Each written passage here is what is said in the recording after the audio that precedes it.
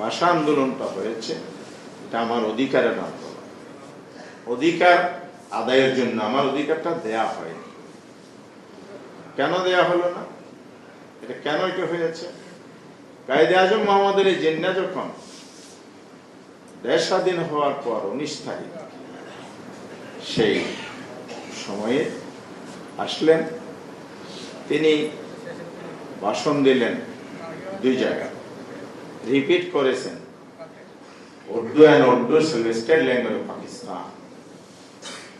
উর্দুকে তিনি যখন একমাত্র রাষ্ট্রভাষা হিসেবে ডিমান্ড করলেন, ঘোষণা করলেন, ডিমান্ড না, ওনার তো তখন গভর্নর জেনারেল হিসেবে তার ঘোষণা, তখনই কি বাংলাদেশের সচেতন নাগরিক, বিশেষ করে ছাত্র সমাজ, তরুণ সমাজ নো নো নো বলে এটা রিজেক্ট করে দিয়েছিল এবং দাবি ছিল রাষ্ট্রভাষা বাংলা চাই। সংগ্রাম পরিষদ আন্দোলন হয়েছে।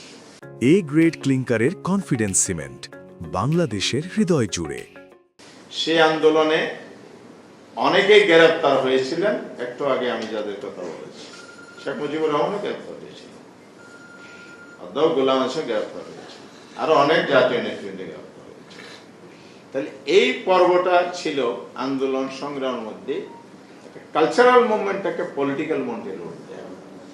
বাংলাদেশের অর্থাৎ এই বাংলার সেই সময়ের সবচাইতে আলোচিত বড় ইস্যু ছিল রাষ্ট্রভাষা আন্দোলনেই, এটা ছিল পলিটিক্যাল ইস্যু। পরবর্তী সময়ে যেহেতু দাবি আদায় হয়নি, আবার 52 পর্যন্ত যে পর্বটা শুরু হয়েছে সেটা ছিল চূড়ান্ত পর্ব। প্রথমে লিয়াকত আলী খান, প্রথম প্রধানমন্ত্রী পাকিস্তানের, তিনি ঘোষণা দিয়েছিলেন। তিনি মারা যাওয়ার পরে খাজা নাজিমউদ্দিন আসলেন, তিনি আবার রিপিট করলেন, তখন আন্দোলন চূড়ান্ত। 17 জানুয়ারি ঘোষণা দিয়েছিলেন নাজিমউদ্দিনের পল্টনের জনসভায়, আর সেটার প্রতিবাদ সংগ্রাম পরিষদ আন্দোলন টেনে নিয়ে 52 সালের ফেব্রুয়ারি সে বড় ঘটনাটা হয়েছে। রফিক সালাম বরকত, যাদের কথা আমরা ইতিহাসে জানি। 54 সালে এসে পাকিস্তানের গণপরিষদে আমাদের এই তরুণ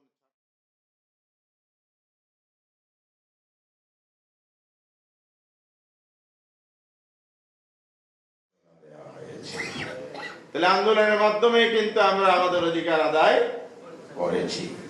সুতরাং 21 একটি আন্দোলনের নাম নয়, 21 অন্যায়ের বিরুদ্ধে বিরাম সংগ্রাম, 21 আমাদের চেতনার ধারক, আমাদের স্মৃতিশোধ চেতনা। সেই চেতনা হচ্ছে অন্যায়ের বিরুদ্ধে ন্যায় প্রতিষ্ঠার জন্য প্রয়োজনে জীবন দেব, আপোষ করব না, দাবি আদায় করে ছাড়বো। এটাই হয়েছে জুলাই চেতনা, তাই না? সেই চেতনা কি এরকমই একটা শর্ট টার্ম মুভমেন্ট কিন্তু ছিল, কিন্তু লং টার্ম মুভমেন্ট। 36 জুলাই 36 দিনের মধ্যে একটি ফ্যাসিবাদী শক্তিকে ক্ষমতাচ্যুত করা হয়েছে। এখানেও কিন্তু যে চেতনা নিয়ে আমরা বাংলাদেশ গড়ার প্রতিশ্রুতি দিয়েছি, সেই প্রতিশ্রুতি থেকে জাতিকে বিচ্যুত করার ষড়যন্ত্র চলছে।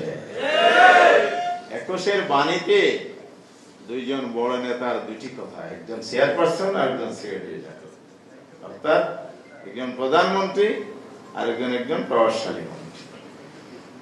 ওনার 2টি কথা বলেছেন। প্রধানমন্ত্রী বলেছেন গণতন্ত্রকে সুসংহতায় করাই হবে আমাদের প্রতিশ্রুতি। আমি বলতে চাই জুলাই চেতনা, জুলাই সংস্কারকে মাইনাস করে গণতন্ত্র সুসংহত হবে না স্বৈরতন্ত্র আবার ফিরে আসবে? ওনারা গণতন্ত্র সুসংহত নয়, স্বৈরতন্ত্রকে ফিরিয়ে আনার ষড়যন্ত্রের পথে হাঁটছে। মেহেরবানি করে আমরা দোয়া করি, আহ্বান জানাই, আপনাদের মধ্যে শুভ বুদ্ধির উদয় হোক। আমরা রাজপথ বেছে নিতে চাই না, আমরা দায়িত্বশীল বিরোধী দল হিসেবে সংসদের ফয়সালা করতে চাই। তবে আপনারা বাধ্য করবেন না রাজপথে ঠেলে দিতে।